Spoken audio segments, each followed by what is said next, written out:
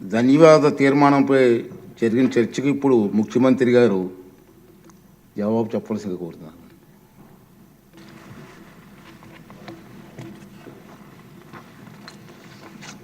అధ్యక్ష,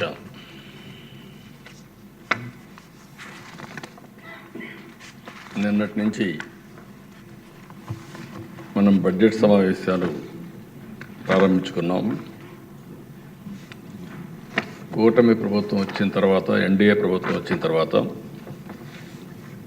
మొట్టమొదటిసారిగా పూర్తి కాలానికి బడ్జెట్ పెట్టుకుంటున్నాం.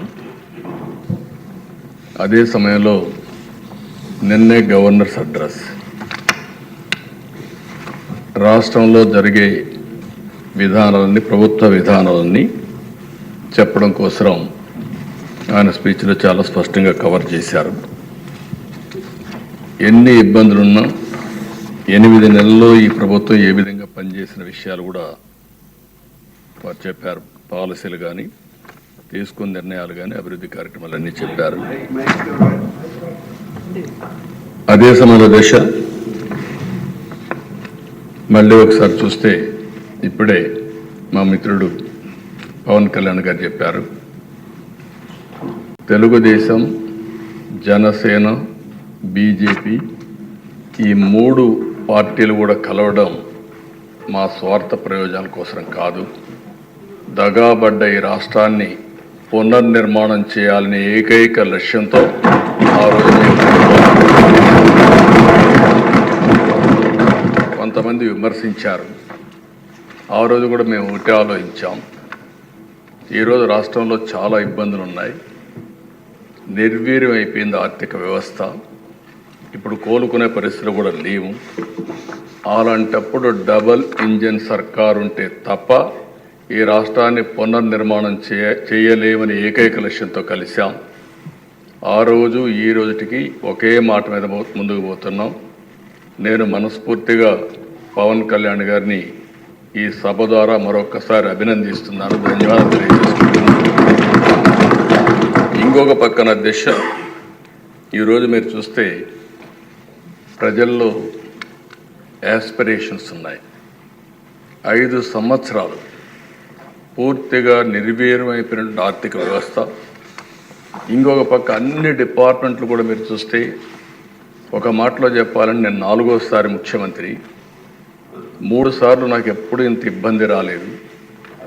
అప్పుడు కూడా కొన్ని ఇబ్బందులు ఉన్నా ఈసారి మాత్రం ఎప్పుడూ లేనటువంటి ఇబ్బందుల్ని ఎదుర్కొనే పరిస్థితి వచ్చాం.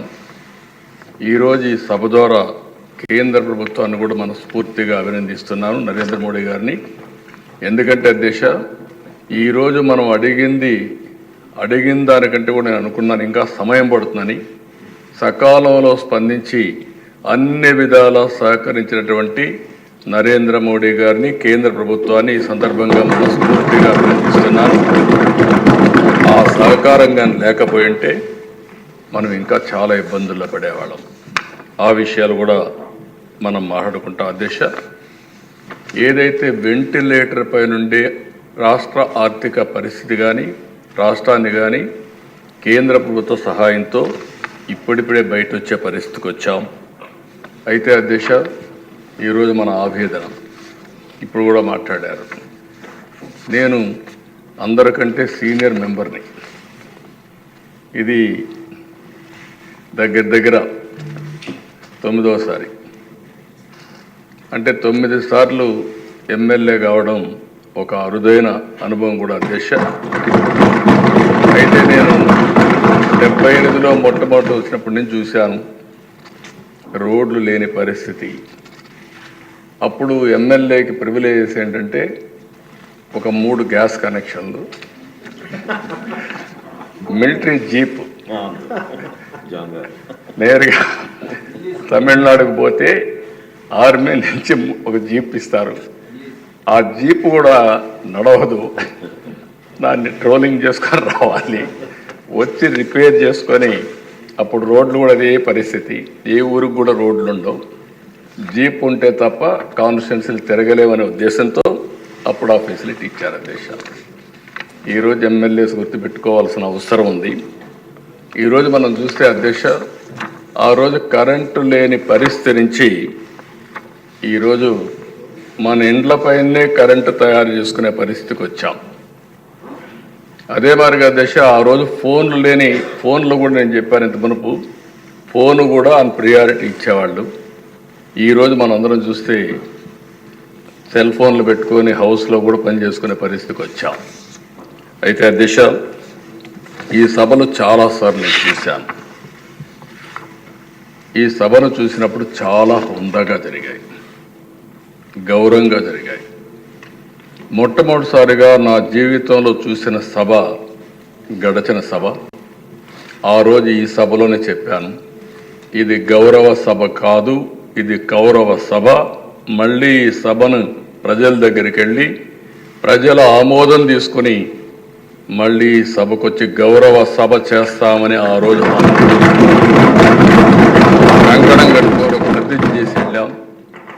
అది నిలబెట్టుకొని అసెంబ్లీకి వచ్చాం. కానీ ఈ గౌరవ సభని గౌరవించే సంస్కారం లేని పార్టీ ఈరోజు అసెంబ్లీ కూడా వచ్చే పరిస్థితి లేకుండా పోయింది.